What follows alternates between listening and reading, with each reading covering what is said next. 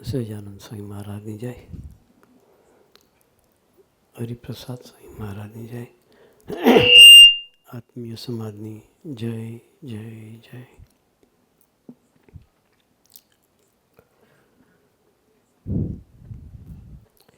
અમદાવાદની ધરતી પર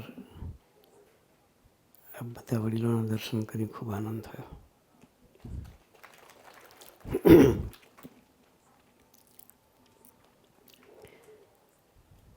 ભૂપેન્દ્રસિંહજી તો અમારા માવતર છે, આત્મીય સ્વજન છે. એના દર્શન કરીને ખૂબ આનંદ થયો. ગુરુપ્રસાદ સ્વામીએ વાત કરી સ્વામીજીનું કાર્ય શું. બાપુએ પણ કહ્યું સ્વામીજી એટલે યુવાનો. સ્વામીજીનું ડેફિનેશન જ યુવાનો.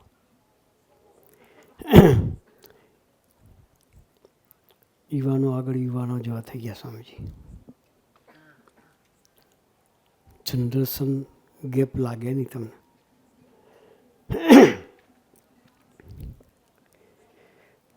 બાળક સાથે બાળક, વડીલો સાથે વડીલ તરીકે સ્વામીજી, વડીલો સાથે વડીલ નહીં, વડીલોનો દાસ થઈને સ્વામીજી જીવી ગયા. બરાબર બાપુ? વડીલો આપણે એટલું જ રિસ્પેક્ટ સ્વામીજી રાખે. એ સ્વામીજીનું લાઈફ.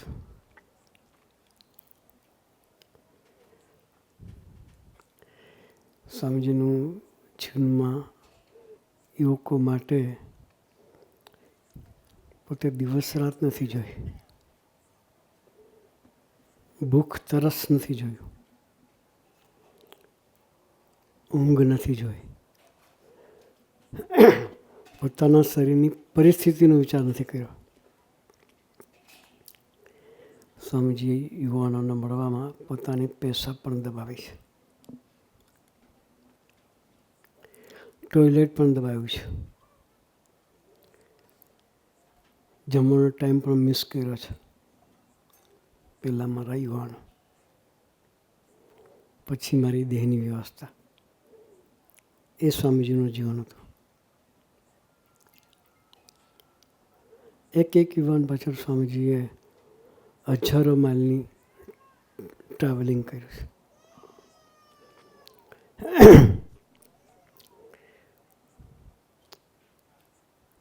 દેશમાં અને પ્રદેશમાં થઈ 1.5 થી 2 લાખ યુવાનો સ્વામીજીએ તૈયાર કરેલા.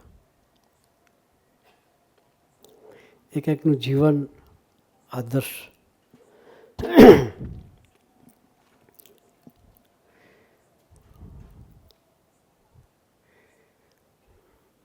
ગુરુપ્રસાદ સ્વામી વાત કરી પરદેશની ધરતી પર પણ એવા સમાજને સ્વામીજી તૈયાર કર્યો છે. પહેલી વખત પરદેશની ધરતી પર સ્વામીજી ગયા 85ની સાલમાં. ખાલી 4-5 હરિભક્તો હતા. કેટલા? અમેરિકાની ધરતી પર. બહુ વર્ષોથી આગ્રહ કરતા હતા સ્વામીજી કે 15 દિવસ માટે આવીશ, વધારે નહીં રોકે, મારે ગુજરાતમાં ખૂબ કામ છે. શું કે લોકો મારી પ્રતીક્ષા કરે છે ગુજરાતના ગામડે ગામડે. પહેલી વખત ગયા 85માં, 2 મહિના 2.5 મહિના વિચરણ કરી. એમાં અમેરિકા, કેનેડા, લંડન બધી જગ્યાએ વિચરણ કર્યું. પાછા આવ્યા. એ વખતે કોઈ સમાજ નહોતો. પહેલી સભા સ્વામી જ્યારે કેનેડામાં કરી, એક જ દીકરો સત્સંગમાં હતો. એના માટે સ્વામીજી ગયેલા. એટલે સ્વામીજી પધાર એટલે સભાનું આયોજન તો સહજ થાય. એટલે દીકરાએ પ્લાનિંગ કરી ગુજરાતી ડિરેક્ટરીમાંથી શોધીને બધાને ફોન કરીને ઇન્વાઇટ કરેલા સભા માટે.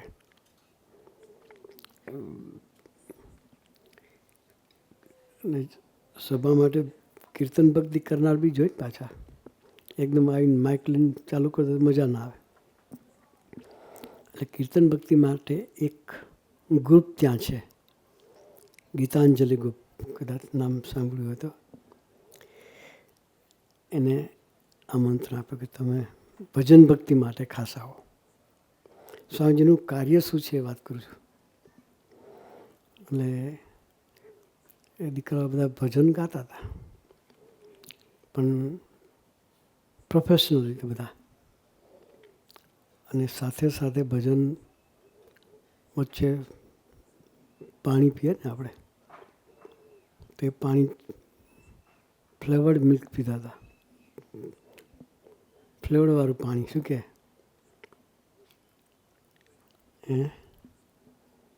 ડ્રિંક્સ, સમજી ગયા તમે? સોફ્ટ ડ્રિંક્સ નહીં, હા, કેફીન. એટલે સ્વામીજી ટાઈમ હતો કે સાંજે 6 વાગે સભાની શરૂઆત કરવી. એટલે સ્વામીજી 5:45 વાગ્યા એટલે કાર્યકર્તા કે આપણે સભામાં પહોંચી જઈએ. એટલે કાર્યકર્તા કે સ્વામીજી આપણે બધાને 6 વાગ્યાનો ટાઈમ આપ્યો છે, આપણે 6:30 જઈશું ચાલશે કે શું કહીએ? તો સમજી કે ના, આપણે 1 મિનિટ લેટ નહીં પડવાનું. આ ઇન્ડિયાની ધરતી નહીં, પરદેશની ધરતી છે કે આપણે 1 મિનિટ લેટ પડાય. કાર્યકર્તા કહ્યું સ્વામી બધા ઇન્ડિયાવાળા જવાના છે, ઇન્વાઇટ કર્યા છે, બધા ઇન્ડિયન છે. ઇન્ડિયન સાયકોલોજી તો આપણને ખબર છે, 8 વાગ્યાનો ટાઈમે બધા 8:30 જઈએ, બધા જે મેન્ટાલિટી ચાલતા હોય. એટલે સભા અમે લેટ જ હોય. એટલે સ્વામી કે ના, એ જ્યારે આવે ત્યારે આપણે ટાઈમે જવું જોઈએ. એ સિન્સિયરિટી સ્વામીજી. એટલે સ્વામીજી 5:45 નીકળી ગયા, 5-7 મિનિટનો રસ્તો તો પહોંચ્યા. જે જગ્યાએ સભાનું આયોજન કર્યું એ હોલમાં ગયા તો સ્વામીજી પહેલાં હતા સભાની અંદર. પહેલાં મેમ્બર તરીકે સ્વામીજી હતા, ઓડિયન્સ કોઈ નહીં. એટલે સ્વામીજીને થોડુંક પેલું કન્સ્ટ્રક્શનને બધું જોવાનું થોડુંક ગમે. એટલે સ્વામી કે ચાલો આપણે બધું ચક્કર મારીએ, કે બધા રાઉન્ડ મારતા હતા. પછી બેઝમેન્ટમાં ગયા. જે પાર્ટી ભજન ભક્તિ માટે બોલાવેલી હજી કોઈ આવ્યું નહોતું, એટલે ભજનવાળા તો શાંતિ બેઝમેન્ટમાં આનંદ કરતા હતા. પોતાનું ડ્રિંક્સને બધું લઈને આવેલા, એ પીને આનંદ કરતા હતા. એટલે સ્વામીજી નીચે ગયા અને જોયું એટલે છોકરો સંકોચ ના પામે. સ્વામીજી તરત બેક ટુ પાછા પર જતા રહ્યા અને થોડું પાર્કિંગમાં જઈને વોકિંગ કર્યું. સાંઈ કે બધા આવે ત્યાં સુધી 15-20 મિનિટ વોકિંગ કરું. પછી જેમ જેમ ભક્તો આવ્યા પછી કીર્તન ભક્તિવાળા જે દીકરાઓની જે બેઝમાં જે આનંદ કરતા હતા ડ્રિંક્સ લઈને, એ બધા પછી કીર્તન ભક્તિ ચાલુ કરી. સ્વામીજી સભામાં પધાર્યા. 3-4 ભજનો પૂરા થયા એટલે પછી એનાઉન્સર જે હતા એણે સભાના આગળ પ્રોગ્રામ ચલાવવાની વાત કરી. ત્યારે સ્વામીજી કે બંધ કરો, હમણાં મારે આ લોકોના ભજનો સાંભળવા છે. કે શું કહે? છોકરાએ 3-4 ભજનો ગાયા હતા. સાંઈ કે ના, મારે ભજનો સાંભળવા છે, પ્રવચનની ઉતાવળ નથી. કે તે બીજા 5-6 ભજનો સ્વામીજી સાંભળ્યા. છોકરા કે તમારા ભજન ગનું મને ઇન્ટરેસ્ટ ભજનોમાં છે, કે મને પ્રવચન કરવામાં ઇન્ટરેસ્ટ નથી. સ્વામીજી કે આવી સરસની તમે ભક્તિ કરો છો, હું તો તમારી ભક્તિમાં લીન થઈ જાઉં છું. કે પેલા લોકો કઈ રીતે ભક્તિ કરતા એ જાણતા હતા. એક ભજન પૂરું થાય ને વચ્ચે ડોઝ મારવા જોઈએ, એ ડોઝ મારતા હતા જ, ચાલુ ડોઝ મારતા મારતા ભજનો ગાતા હતા. પણ સ્વામીજીએ એના દોષ સામું જોયું નથી, કે એનું સૂચન સરખું સ્વામીજી નથી કર્યું. કે તમે આ ખોટું કરો છો, તમે આ ખોટું કરો છો. સ્વામીજી નહીં કહ્યું. સ્વામીજી એના ભજનો સાંભળ્યા, છોકરાઓને ખૂબ મજા પડી ગઈ. પછી એ 10-12 ભજનો થયા પછી સ્વામીજીએ થોડી ગોષ્ઠી કરી, બધાને આનંદ કરાયો. સભા પૂરી થઈ પછી સ્વામીજી નીકળતા હતા એટલે પેલા ભજન કરનાર દીકરા બધા સ્વામીજી પાસે આવ્યા કે સ્વામીજી તમે કેટલું રોકાવાના છો કેનેડાની ધરતી પર? સ્વામીજી કે 1 જ વીક છું કે, અને પછી શિકાગો જવાનું છું. એટલે દીકરા કહે કે સ્વામીજી તમારો ઉતારો ક્યાં છે કે અમારાથી તમારો ઉતારે અવાય કે? દીકરાઓ શું કહે અમારાથી તમારો ઉતાર અવાય? શું કે આવો સરસ સવારના પરમાં તમે આવો, પૂજામાં ભજનો કરજો, મને આનંદ થશે કે. રોજ સવારે સ્વામીજી એ દીકરાઓને પૂજામાં ચાન્સ આપે. રોજ અડધો કલાક કીર્તન ભક્તિ કરે અને સ્વામીજી લોકોને આનંદ કરાવે. અઠવાડિયું છોકરાઓ સ્વામી સાથે એ રીતે રહ્યા. એને ગમી ગયો સ્વામીજીનો પ્રેમ. પછી સ્વામીજી નીકળવા હતા શિકાગો જવા. ત્યારે દીકરાએ કહ્યું કે સ્વામીજી તમે જશો, ફરી ક્યારે આવશો કે? સાંજે કે આ ધરતી પર ફરી ના આવું કે મારે ગુજરાતમાં યુવાનો રાહ જુએ છે કે ફરી આ ધરતી પર ના આવું. દીકરાઓ કે સ્વામી અમે શું કરીએ કે તમે ફરી આવો કે? એ પ્રેમ, એ સ્વામીજીનો નિર્વ્યાજ પ્રેમ હતો. દીકરાઓ ખેંચાયા. પછી સ્વામી કે તમને ભગવાને સરસ ગળું આપ્યું છે, સરસ ભક્તિ કરો છો કે એક નિયમ લો કે વીકેન્ડ તમારે શનિ રવિ રજા હોય કે વીકેન્ડમાં ભેગા થઈને અડધો-પોણો કલાક કીર્તન ભક્તિ કરજો કે. તો બધાએ ભેગા થવાનું, કીર્તન ભક્તિ કરવાની. અઠવાડિયે 1 વખત ભેગા થવાનું. એ ચૂકતા નહીં કે જી સ્વામીજી કે. પછી સ્વામીજી એરપોર્ટ જતા હતા. દીકરાઓ ત્યાં એરપોર્ટ વિદાય કરવા આવ્યા. સ્વામીજીને કહ્યું કે સ્વામી તમે શિકાગો જાઓ છો કે તો અમારાથી અવાય કે? શું કે અવાય કે 5 દિવસ તો જોબ હોય, સોમથી શુક્ર. શુક્ર રાતે જોબ છૂટે, શનિ રવિ સ્વામીજીની સભા હોય. એ સ્વામીજી તમારી સભામાં મારે આવવું તો અવાય? સ્વામી કે અવાય કે. એ લોકોએ નક્કી કર્યું કે શુક્રવારે જોબ પતે પછી બાય કાર નીકળવાનું. હવે ટોરોન્ટોથી શિકાગો જવું હોય, કદાચ કોઈ પરદેશ ગયા હોય તો એને ખબર હોય કે કેટલું ડિસ્ટન્સ છે. બાય કાર જતાં કેટલું ડિસ્ટન્સ થાય. 8 થી 10 કલાક મિનિમમ કાર ડ્રાઈવ કરીને જાય ત્યારે બરાબર ગુરુજી, બરાબર 10 કલાક થાય. એ છોકરો ઓવરનાઇટ ડ્રાઇવિંગ કરે અને શિકાગો પહોંચે. 2 દિવસ લાભ લે. રવિવાર રાતે તો નીકળવું પડે પાછું. રવિવારની સભા પતે વહેલા મોડી જ્યારે પતે ત્યારે. પછી એ લોકો પાસે બાય કાર નીકળે અને ટોરન્ટો બીજે દિવસ સવારે જોબ પર જવાનું હોય. સોમવારે સવારે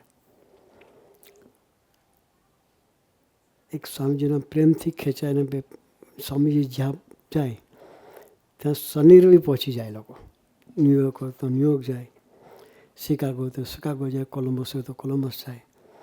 એમ 1 મહિનો સુધી એ લોકો સ્વામી સાથે આ રીતે લાભ લીધો. પણ સ્વામીજી કોઈ દિવસ કીધું નથી કે તમે તમારું ડ્રિંક્સ પીવાનું બંધ કરો. એક આજ્ઞા સ્વામી આપી કે અઠવાડિયે 1 કલાક ભેગા થઈને કીર્તન ભક્તિ કરજો.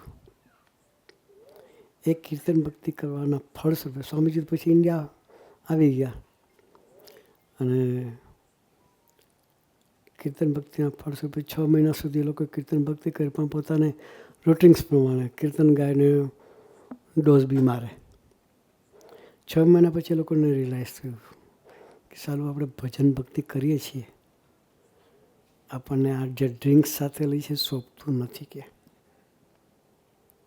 શું કે અમે સાથે જે ડ્રિંક્સ લઈએ છીએ, એક બાજુ ભગવાનનું નામ લઈએ છીએ અને બીજી બાજુ આપણે આજે કરીએ છીએ આપણને શોભતું નથી. બધા દીકરાઓએ નક્કી કર્યું, સંકલ્પ કર્યો કે આજથી એને બંધ. એ પરિવર્તન સ્વામીજીએ દીકરાઓને પ્રેમ આપીને કર્યું છે. એક જર્મન દીકરાની વાત કરું. આ ઉત્સવમાં આવશે, દર્શનનો લાભ મળશે. એમના મેનફર્ડ નામ હતું અને જર્મન પોતે. એને શાંતિની શોધમાં પાછા અમુક શુદ્ધાત્માઓ હોય એટલે એને ખબર ઇન્ડિયામાં શાંતિ માટેનું સ્થાન, ઇન્ડિયામાં સંતો ખરા, સાધુ સંતો, એની ગોદમાં જઈએ તો કંઈ શાંતિ મળે. એટલે પરદેશના ભક્તોને કહેવું કે હરિદ્વાર ઋષિકેશની ધરતી પર આશ્રમમાં બધા બહુ છે. એટલે પહેલો એપ્રોચ ત્યાં કરે. એટલે એક દીકરો જર્મનીથી આવ્યો, એની ચોથી ગર્લફ્રેન્ડ સાથે ફરવા આવેલો. કેટલામી? 4th. કયા સંસ્કાર હશે? આપણે વિચાર કરીએ. ચોથી ગર્લફ્રેન્ડ સાથે ફરવા આવનાર વ્યક્તિમાં શું સંસ્કાર હોય? સ્પિરિચ્યુઆલિટી તો હોય જ નહીં, ધર્મની ભાવના ના હોય.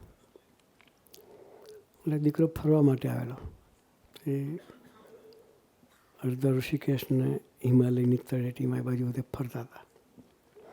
એક બરોડાનો દીકરો, આપણો સત્સંગી, એ લગ્ન કર્યા પછી એ પણ એ બાજુ આઉટિંગ માટે ગયેલા. એ સ્વામીજીનો સત્સંગી દીકરો બરોડામાં આપણી સ્કૂલમાં એ પ્રિન્સિપાલ હતો. લગ્ન કર્યો એટલે ફરવા માટે ગયેલા. ત્યાં સંજોગો સાથે પેલી વ્યક્તિ જર્મન દીકરા સાથે મેળાપ થયો. છોકરાના કપાળમાં તિલક ચાંદલો હતો. આપણા સત્સંગી દીકરા તિલક ચાંદલો કરે છે, કપાળમાં તિલક ચાંદલો હતો અને એ બી એના વાઇફ સાથે ફરતા હતા. પેલા દીકરાએ જોયું અને એને જોઈને એને આનંદ થયો. પછી પૂછ્યું કે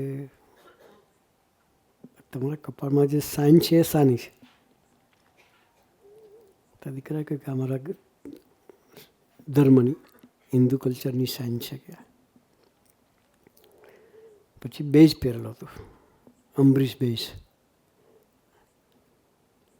એમ પ્રસિદ્ધભાઈ પહેરે છે ને એવો બેજ એના ખિસ્સામાં હતો. પછી કે આ શું છે? કે ત્યારે એને કહ્યું કે અમને અમારા ગુરુજીએ દીક્ષા આપી છે અને અમે એના આશ્રિતો છીએ. પછી ઇંગ્લિશમાં કન્વર્ઝેશન કરીને એને થોડીક આનંદ આવ્યો. થોડી પેલા દીકરાએ સ્વામીજી કોણ ને કેવા પુરુષ છે એનો આખી વાત કરી. એટલે એ દીકરા સાથે વાતચીત કરવામાં એને સંતોષને આનંદ થયો. એટલે એણે કહ્યું કે મારે તમારા ગુરુના દર્શન કરવા હોય તો અવાય? કે તો કે આવો, અમારા સ્વામીજી તો વિશાળ છે, એને માટે કોઈ ભેદદ્રષ્ટિ નહીં, કોઈ બી જ્ઞાતિના હોય, ગમે હોય, સ્વીકાર્ય છે. એટલે એ દીકરો ફરતો ફરતો ફરતો ગુજરાત આવે છે. બરોડાથી ટેક્સી કરી અને સોખડા મંદિર આવે. જ્યાં પુરુષ હોય ત્યાં એના વાઇબ્રેશન હોય. સોખડા મંદિરના ગેટમાં જ્યાં પ્રવેશે છે તો ગેટમાં પ્રવેશતા જ એને કોઈક શાંતિનો અનુભવ થયો. તો એ વિચાર કરે કે ખાલી ધરતી પર પગ મૂકું છું કે તો આ ધરતીમાં આવા શાંતિના જે વાઇબ્રેશન્સ હોય તે પુરુષ કહેવાશે. પછી તો સ્વામીજીને મળે છે, એનો આનંદ ખૂબ આનંદ થાય છે. પછી એ દીકરાને મન થાય છે કે અહીંયા થોડું રોકાવું, ગુરુજીનો લાભ લો. એટલે 1 મહિનો સુધી રોકાય છે. પછી એને આપણું સાહિત્ય સમજવું હતું. એટલે આપણું સાહિત્ય તો મોસ્ટલી ગુજરાતીમાં હોય.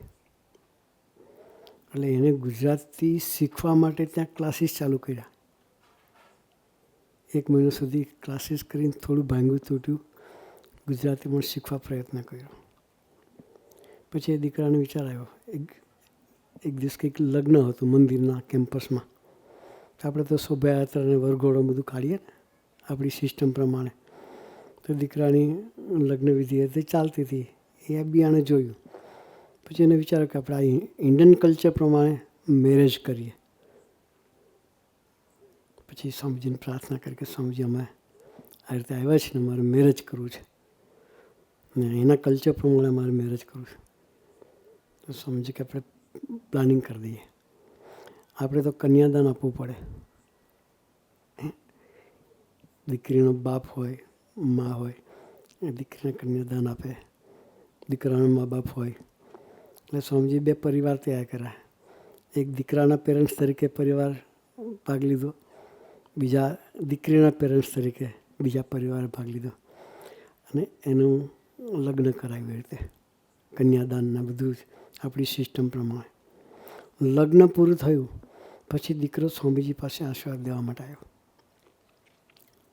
બ્રાહ્મણની વિધિ પ્રમાણે વ્યવસ્થિત લગ્ન કરાવ્યું. લગ્ન પત્યા પછી દીકરો સ્વામી પાસે આશીર્વાદ લેવાની શકે સ્વામીજી મારા માટે શી આજ્ઞા છે. આ વાત વિચારજો હવે પછીની, કે જે દીકરો ચોથી ગર્લફ્રેન્ડ સાથે આવ્યો હોય એને સ્વામીજી આજ્ઞા કેવી કરે છે એ વિચારો છે. સ્વામીજીને પૂછ્યું સ્વામીજી મારા માટે શી આજ્ઞા છે. સ્વામીજી કે તમે બેનભાઈ તરીકે જીવન જીવજો. હવે આપણા મગજમાં ઉતરે. કાં ગાંડો માણસ બોલે. કેવું બોલે? એક આટો ઢીલો હોય એ આવી વાત કરે. કાં વિઝનરી પુરુષ હોય એ વાત કરે. એટલે સ્વામીએ શું કહ્યું? બંનેએ પવિત્ર જીવન જીવવાનું છે. અને આ લોકોને એકવાર પકડાય ને એની જે સિન્સિયરિટી હોય ને એ કોઈ આપણે બી સિન્સિયર ના રાખી શકીએ. એટલી સિન્સિયરિટીથી લોકો પકડે. દીકરાએ સ્વામીની આજ્ઞા માથે ચડાવી. હું વાત કરું છું 92ની સાલની. એ દીકરો 92માં આવેલો. આજે 32 વર્ષ થયા. પણ એ બંને પવિત્ર જીવન જર્મનની ધરતી પર રહેવા છતાં જીવે છે. એક જ ઘરમાં રહે છે. એક જ ઘરમાં સાથે રહેવા છતાં પવિત્ર જીવન જીવે છે. કોઈ બળ કોણ આપ્યું? એ પુરુષની તાકાત છે. એવા હજારો દીકરાઓ સ્વામીજીએ તૈયાર કર્યા છે જેનું કલ્ચર નહોતું. એ કલ્ચરમાં સ્વામીજી એને જર્મન કલ્ચરમાંથી ઇન્ડિયન કલ્ચરમાં લઈ ગયા. એના ઘરમાં આપણા જેવું મંદિર બનાવ્યું. આપણા મંદિરમાં જે મૂર્તિઓ પધરાવીએ એવું સરસનું મંદિર છે. રોજ ત્યાં પણ અઠવાડિક સભા લોકો કરે છે. અને 70થી 80 ભૂરિયાઓ સભા કરે. કેટલા? 70થી 80 દીકરાઓ સભા કરે. એમાંના થોડા ઘણા આ ઉત્સવમાં પણ આવશે. આપણને દર્શનનો લાભ મળશે. સ્વામીજીનું જે કાર્ય છે એ આ છે.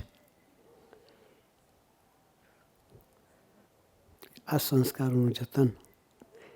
એમાં 4 જણા જવાબદાર વ્યક્તિ ગણાય.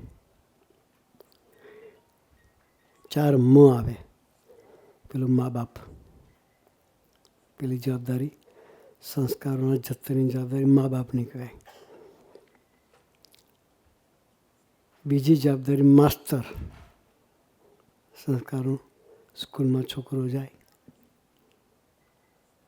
અને સંસ્કારનું સિંચન કરવાની જતી. બીજી જવાબદારી માસ્તરની. ત્રીજો મ એટલે મિનિસ્ટર, ટૂંકમાં પોલિટિક્સ લીડર્સ બધા જ. એ બધાની એટલી જ જવાબદારી છે સંસ્કારોનું જતન કરવાની. અને ચોથી જવાબદારી મહાત્માઓની.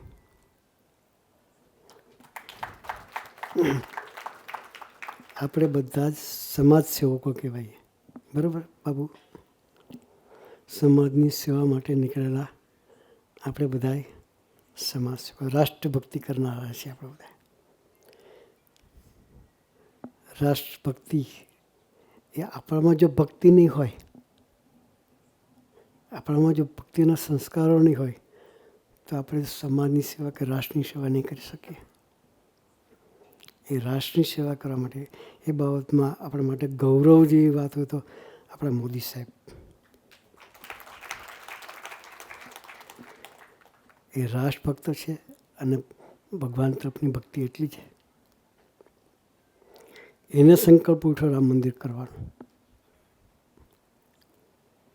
એમના જીવનમાં ઈષ્ટદેવ પ્રત્યેની ભક્તિ છે, સંસ્કૃતિની દાજ છે. એને શું છે? ભારતીય સંસ્કૃતિની જીવમાં દાજ છે, હોવું જ જોઈએ. એ સંસ્કૃતિની દાજ, એ સંસ્કારો આપણા માવતર તરીકે છે. તારા નરેન્દ્રભાઈ, એણે રાષ્ટ્રના આદર્શ નેતા તરીકે સરદારજીને પધરાયા. સરદારનું સ્ટેચ્યુ મૂક્યું. વર્લ્ડમાં ના હોય એટલું મોટું સ્ટેચ્યુ મૂક્યું. તો રાષ્ટ્ર નેતા થવો તો આના જેવા જોઈએ. એ એક આદર્શ પૂરો પાડ્યો. એટલે આપણે મોદી સાહેબને તો જેટલા ધન્યવાદ આપીએ એટલા ઓછા છે. એના આપણે બધા જ અનુયાયી કે શું કહેવાય? સેનાની. Yes, good. એના આપણે બધા સેનાની છે. જેવો સુકાની એવા સેનાની હોવા જોઈએ. તો આપણે બધા પણ એના જેવા જ થવું છે. રાષ્ટ્રભક્ત, પ્રભુ ભક્તિ એ અત્યારની ઉંમરે પોતે ઉપવાસ કરે, ભજન કરે. એ જે સંસ્કારો છે એ આપણે કેળવવા છે. તો કોઈ વિશેષ વાત નથી કરવી. આપણી જવાબદારી કેટલી મોટી છે એની વાત કરું છું. 4 મ. પેલું મા બાપ, માસ્તર, મિનિસ્ટર્સ અને મહાત્માઓ. 4 જણા જો જાગૃત થઈ જઈએ તો સમાજ જાગૃત થાય ને થાય. તો આપણી જે રિસ્પોન્સિબિલિટી છે એ રિસ્પોન્સિબિલિટીને ખરેખર ભક્તિથી અદા કરીએ. એ અદા કરવા માટે ગુરુ આપણને સૌને ખૂબ ખૂબ ખૂબ બળબુદ્ધિની શક્તિ આપે. એ જ પ્રાર્થના સહજાનંદ સ્વામી મહારાજની.